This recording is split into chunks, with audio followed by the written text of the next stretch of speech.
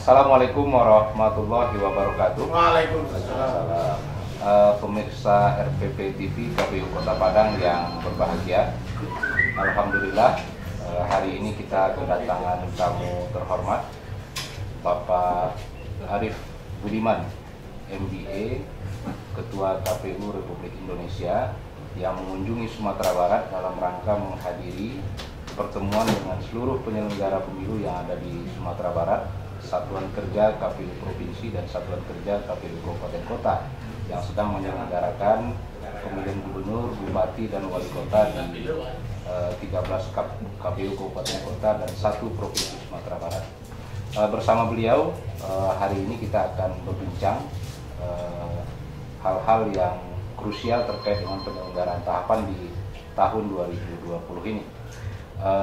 Kepada beliau mungkin nanti kita akan berikan waktu untuk menjelaskan, menceritakan ya Pak Arief ya, beberapa hal yang sudah dan yang akan dirilis oleh KPU ini terkait dengan kebijakan penyelenggaraan tahapan 2020. Pak Arief, Assalamualaikum, selamat siang Pak Arief.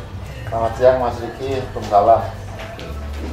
Terima kasih sudah 1 malam Pak Arief di Kota Padang, sudah menghadiri acara rapat koordinasi persiapan pendaftaran pasangan calon untuk pemilihan gubernur, bupati, dan wali kota di Sumatera Barat bersama seluruh anggota KPU yang ada di Provinsi Sumatera Barat.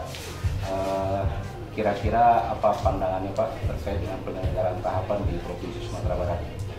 Ya, makasih Mas Riki. Banyak orang sebetulnya seringkali bertanya pada saya, ya, sebetulnya KPU ini siap nggak sih menyelenggarakan pemilihan kepala daerah? Ya.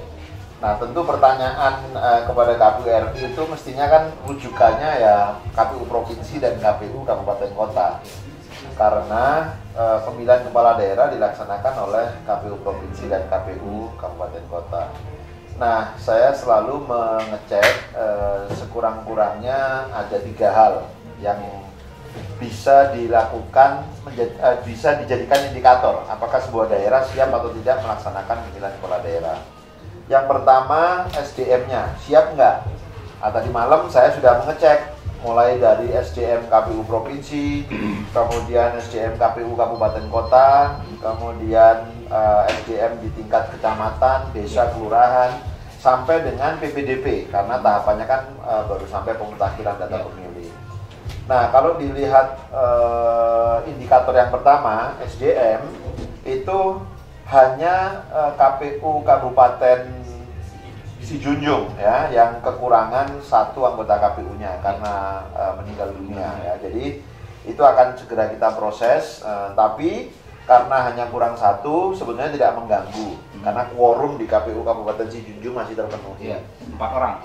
Ya, masih 4 orang. Kemudian yang kedua, PPK PPS sampai tingkat PPDP semuanya dinyatakan siap ya. Nah, kemudian biasanya saya mengecek indikator yang kedua. Indikator yang kedua itu anggaran.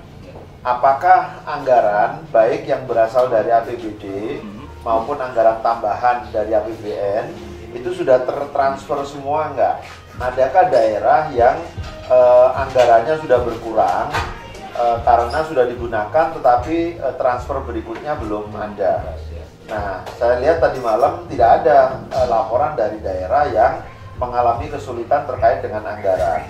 Jadi SDM-nya siap, anggarannya siap, regulasinya masih ada yang terganjal nggak? Masih ada regulasi yang diperlukan tapi belum siap. Gitu loh. Kalau dilihat sampai dengan tahapan ini, semua regulasi sudah disiapkan. Ya, jadi tidak ada lagi perdebatan tentang itu. Kemudian tahapan yang akan kita kerjakan berikutnya adalah pencalonan. Regulasinya sudah siap nggak? Regulasinya sudah siap sebetulnya. Kenapa? Karena PKPU tentang pencalonan yang ada sekarang itu kan masih berlaku. Yang sudah diubah 3 kali. Nah, sekarang kita mau melakukan revisi.